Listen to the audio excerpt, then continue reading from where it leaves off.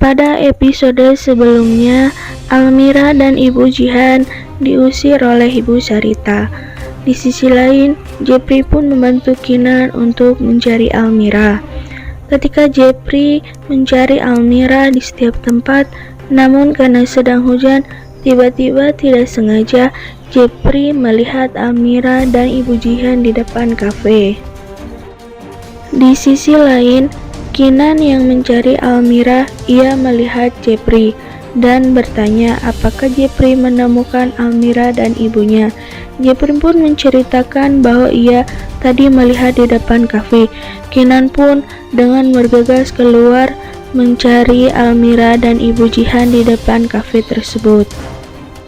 Ketika Kinan sampai di kafe tersebut tetapi tidak melihat Almira dan Ibu Jihan, ia pun sangat khawatir karena malam itu hujan turun sangat lebat.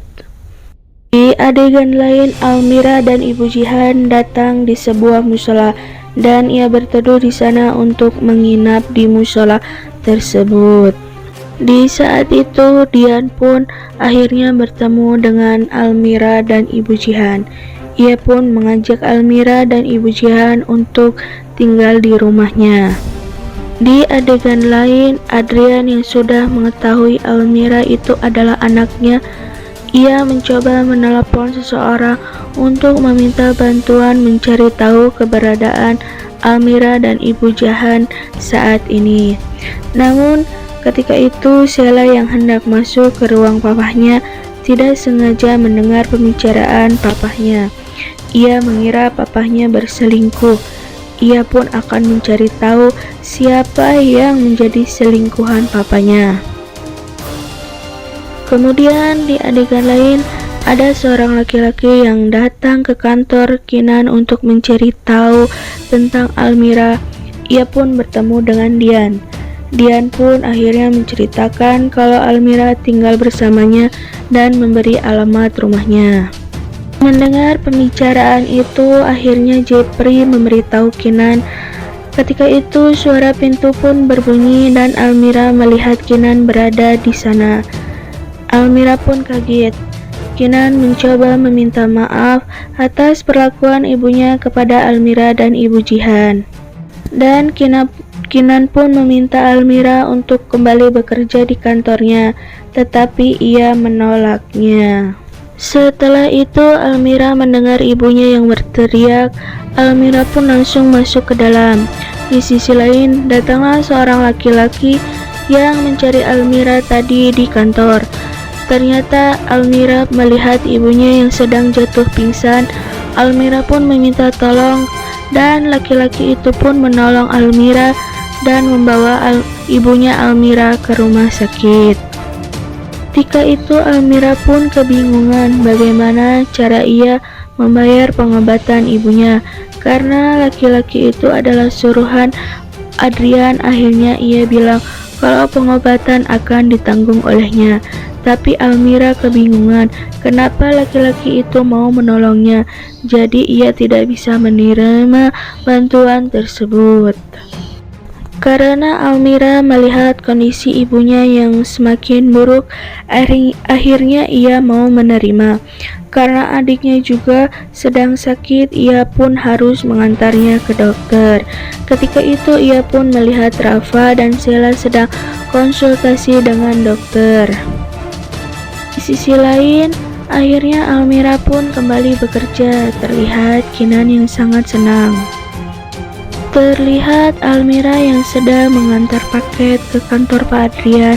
Sekretarisnya pun heran kenapa Pak Adrian sangat baik kepada gadis tersebut. Ketika itu Sheila yang hendak datang ke kantor Pak Adrian untuk mencari tahu siapa selingkuhan papahnya. Dengan tidak sengaja ia pun bertemu dengan Almira. Kemudian membawa Almira ke toilet untuk ditanyai tentang Raisa. Tetapi Almira pun mencoba menjelaskan bahwa Raisa hilang, tapi Sheila tidak percaya.